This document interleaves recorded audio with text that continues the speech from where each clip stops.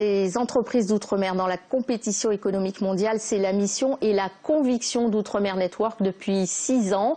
Les succès s'accumulent, mais le coup de pouce peut aussi venir du hasard. En l'occurrence, une rencontre entre une chef d'entreprise guadeloupéenne et le président de la République. Henri Elie, Mourad Bourretima et Lucas Salamon reviennent sur ce coup de foudre. C'est le 21 avril à l'Île-et-Rose, dans le Val-de-Marne, que tout a commencé grâce à ce selfie. J'ai participé à une table ronde avec d'autres entrepreneurs et le président de la République. Et après avoir présenté mon entreprise, le président m'a dit mais vous savez que je vais en Guadeloupe et Martinique? Et je lui ai dit bah oui, je sais, vous y allez le 10 mai. Donc il m'a proposé de venir. Je lui ai dit chiche. Je l'avais pas imaginé, donc je pensais pas que c'était possible. Il m'a dit non, mais si, je vous emmène. Un zeste de culot, du hasard et beaucoup de chance, et voilà Ingrid Maisonneuve, Chêne, embarquée dans un voyage présidentiel le 10 mai prochain en Guadeloupe. Chef d'entreprise d'une société de réexpédition de colis pour les dom-toms à Chenevière, c'est pour elle bien sûr une invitation surprise. C'est une belle expérience. Jamais j'avais eu l'occasion de rencontrer un président, donc c'était normal d'immortaliser ce moment. Et puis ensuite, tout s'est enchaîné très vite.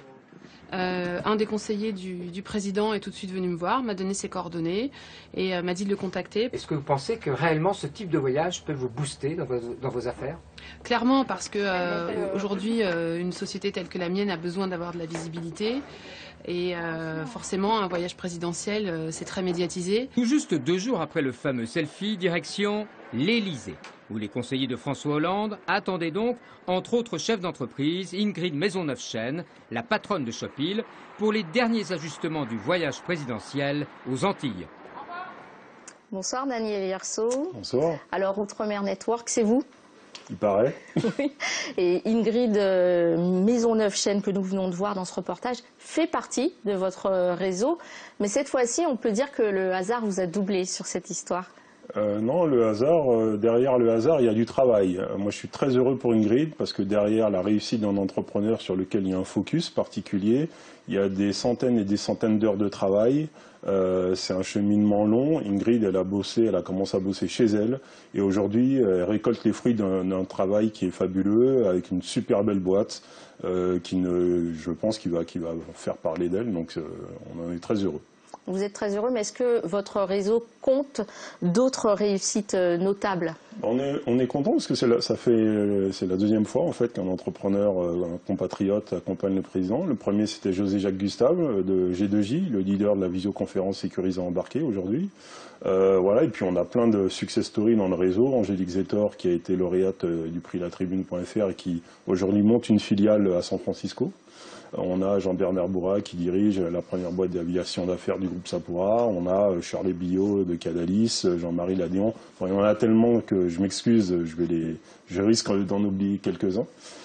Mais tout ça pour dire que l'innovation est en marche chez nos compatriotes et qu'il y a énormément de compatriotes aujourd'hui qui montent leur business, qui réussissent ou qui réussissent pas, peu importe, mais qui osent, c'est ça qui est important. Ce sont beaucoup de start-up notamment. Alors, est-ce qu'on peut dire que toutes ces success stories que vous nous racontez, elles ont été financées sans aucun euro venu de l'État ou d'une aide publique? Est-ce que c'est une nécessité aujourd'hui pour survivre? Ça dépend des secteurs d'activité. Vous avez des secteurs d'activité à forte R&D où effectivement là il y a eu besoin d'avoir recours à des subventions publiques. Il y a des activités qui sont plus proches de celles de la restauration ou des petits business de service où là effectivement la demande en subvention n'est pas forcément indispensable. Ce qui compte surtout c'est la validité du business model. Et donc que ce soit depuis le statut d'auto-entrepreneur jusqu'à une boîte en phase de développement qui commence à dépasser sa 50aine de salariés, peu importe. L'idée, c'est qu'on a de plus en plus de jeunes aujourd'hui qui valident leur business model, qui arrivent à vivre de leur activité, qui arrivent à embaucher et créer de l'emploi local. Oui, les jeunes, justement, qu'en est-il de ceux qui n'ont n'ont pas cette audace d'entreprendre et qui sont pourtant qualifiés mais sans emploi. Prenons l'exemple en mars dernier du service civique qui a fêté ses 5 ans. Est-ce que vous ne pourriez pas vous appuyer sur ce dispositif? On travaille beaucoup, enfin on connaît bien le général Iacono, donc on respecte énormément son travail, puisque d'ailleurs le SMA aujourd'hui est à l'étude pour être mise en place également à l'Hexagone. C'est un public qui est un peu éloigné de ce que nous faisons, mais je crois que l'accessibilité et l'insertion sur le marché du travail, on a chez nous Loïc Iscaes-Lamy, qui est le président d'Akelio Accompagnement, en charge de notre programme jeunesse, et qui fait un boulot formidable sur ces questions. Merci Daniel Lierceau.